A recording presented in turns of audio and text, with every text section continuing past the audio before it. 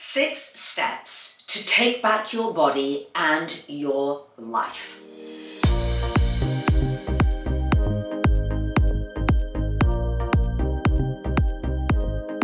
So if you are a woman over the age of 45 and you are struggling with living in a body that you don't love, a body that does not feel good, that you don't feel is enabling you to really truly live your best life, that you haven't got the energy and the vitality, if you're weighed down with the sort of aches and the pains and the brain fog and the belly fat or the overall fat that is just crucifying your confidence, you don't feel gorgeous, you can't wear the clothes that you love wearing. So if you feel that you are not really thriving in your life right now as a menopausal or postmenopausal woman, then I want to go over 6 powerful steps for you to be able to take back your body and take back your life. It really is taking back your power.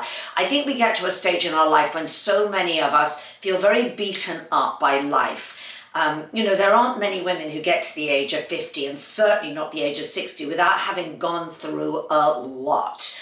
A lot of loss, a lot of suffering, maybe illness, maybe life difficulties. And then we get to a certain age and then we're in that sandwich generation, aren't we? Where suddenly everybody seems to need us. We've got to take care of elderly, ailing relations, family members. We're juggling work. And it's that time of our life when we thought, I thought this was going to be the time where I could finally kick back and really enjoy, but I'm not able to. But it's not just your circumstances, it's how you feel in your body. But here's the thing, it does not need to be that way. You don't have to settle and you don't have to suffer. So I want to take you through these 6 steps relatively quickly, and then I am going to invite you to get a little bit more detail on all of these steps, to click on the link in the description box to this video where I am linking to the replay of a workshop, a really deep, in-depth workshop that I did just very recently, and you can watch the replays, and I really recommend that you do. The replays are only available for a really short time. So if you get this in time, if you get to this video in time, then click on that link and hopefully the replays will still be available.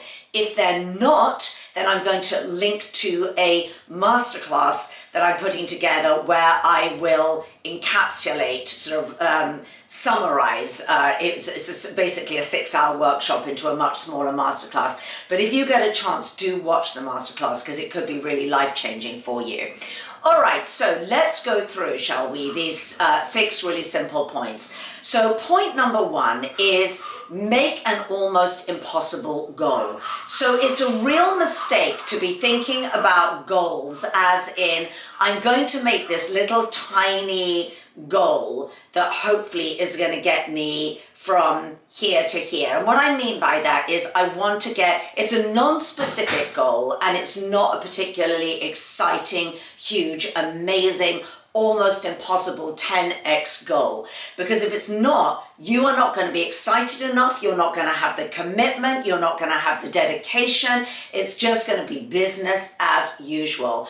And it's a real misconception because sometimes we are sort of given all of this baby steps talk and in moderation and just make some, little changes. But with life as it is now, with so many distractions and so many difficult circumstances in our life, unless you have that incredible drive and excitement to leap out of bed every morning and go, yes, this is my goal, this is what I'm having, and that you can clearly articulate it, you can clearly see it, you could journal on it.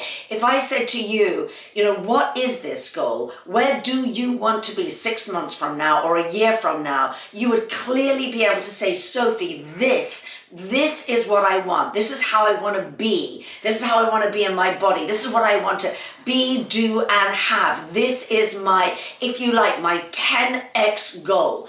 Now, the other reason why it is so important that you are thinking of really going for this huge goal, 10xing, is that once you make that goal, then your brain, your psychology is going to be focusing on how to get there instead of how to just get here.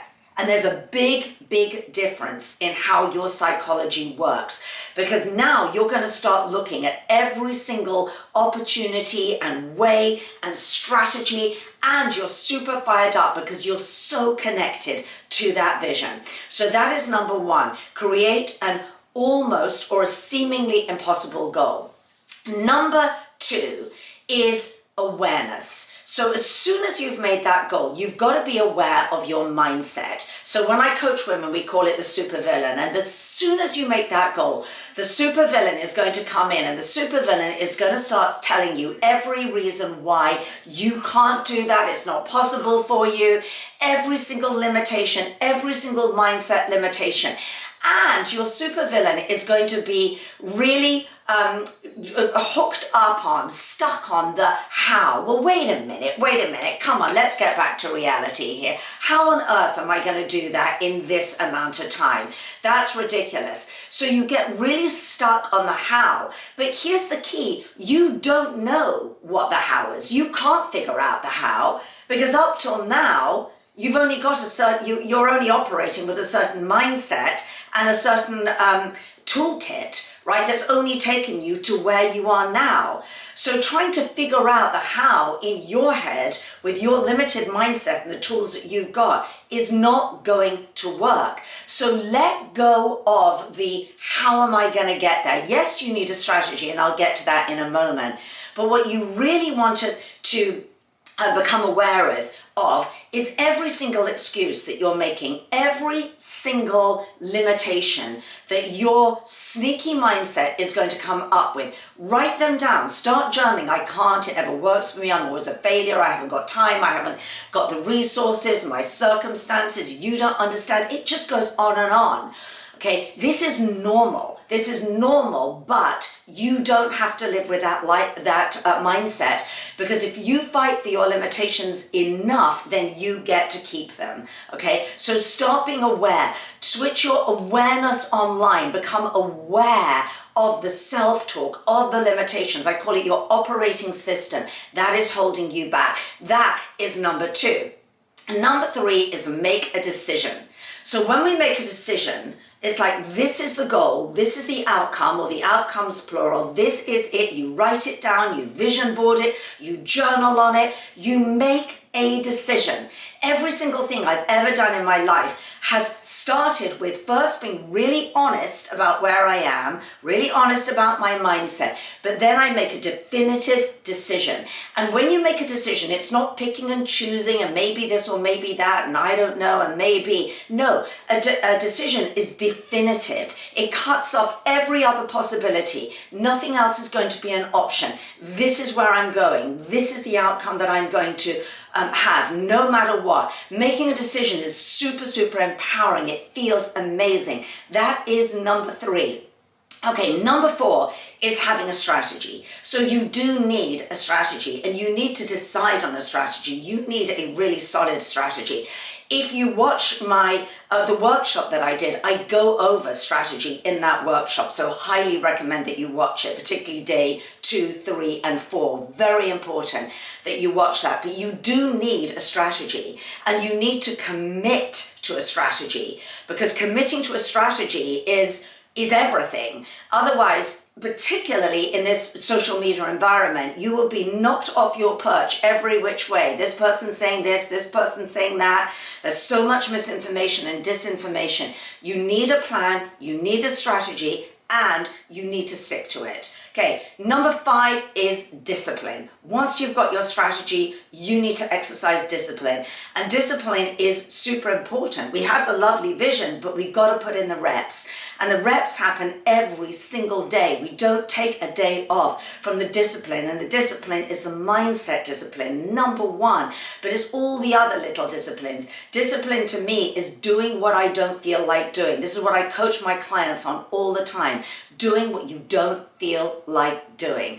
And number 6 is celebrating your wins. Everything is looking at the progress that you make. We're conditioned, particularly as women, to look at everything we're not doing, where we're not winning, where we're not good enough, where we're not doing things perfectly. That is a deeply disempowering mindset. So the minute you get started on your path, you want to be celebrating every tiny little bit of progress, not just once a week, but every single day. You're a different person today than who you were yesterday or yesterday morning. And you want to catalog that. You want to share it. You want to write it down. You want to be in a community with other people who share their wins, and you're able to share your wins with them. So those are the 6 steps to reclaiming your body. And the strategy piece is where you're really going to dig into the belly fat piece, how I can shred that belly fat, the gold standard strategy.